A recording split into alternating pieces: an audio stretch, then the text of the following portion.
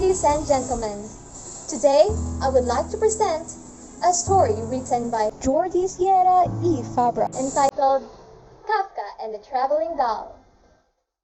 Once upon a time, Franz Kafka, who never married and had no children, walked through the park in Berlin. Suddenly, he met a girl who was crying because she had lost her favorite doll. "Why are you crying?" Kafka asked.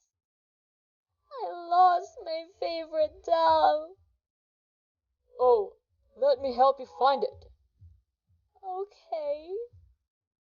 Then the girl and Kafka searched for the doll unsuccessfully.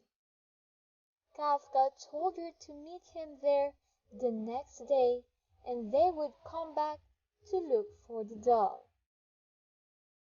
"I think we couldn't find it anymore." "Stay calm. I know it hurts you so bad, but don't lose hope." "My favorite doll."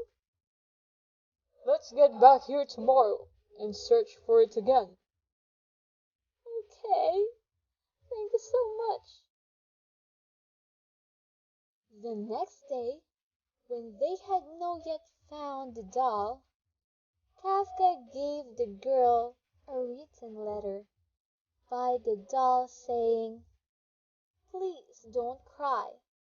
I took a trip to see the world. I will write to you about my adventures."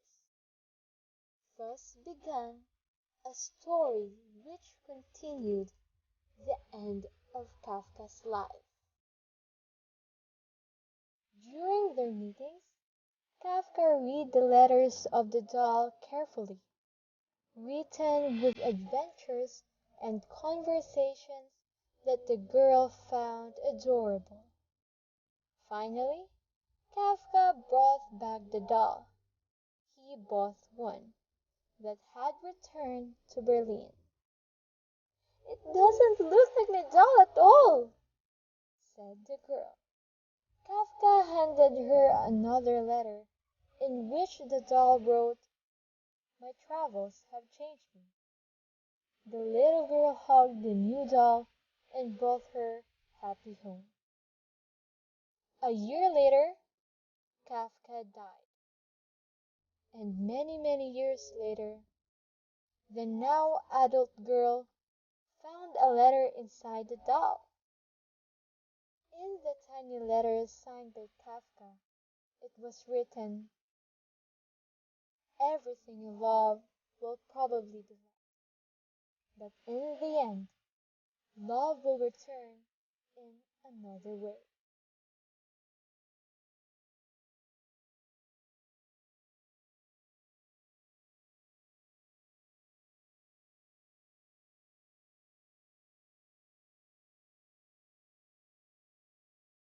And that's the end of the story, Kafka and the Traveling Doll. Too often, we hold on to something so tight, or focus so intently on its loss, that we don't notice the other wonderful aspects of life that are still there or are waiting for us to grasp. One sure fact of life is that everything changes, and we will lose objects and people that we love dearly. You can see it as a sad part of life, but if wasn't the case, we wouldn't never get to appreciate new things, right?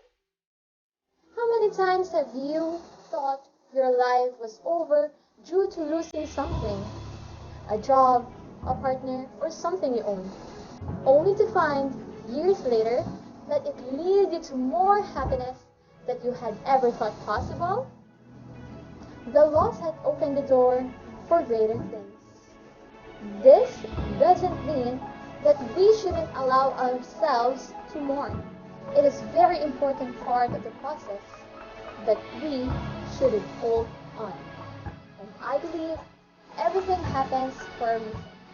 Once again, I am Kheren, living a quote by Robin S. Sharma. Changing is hard at first, messy in the middle, and gorgeous at the end. Thank you, until next time.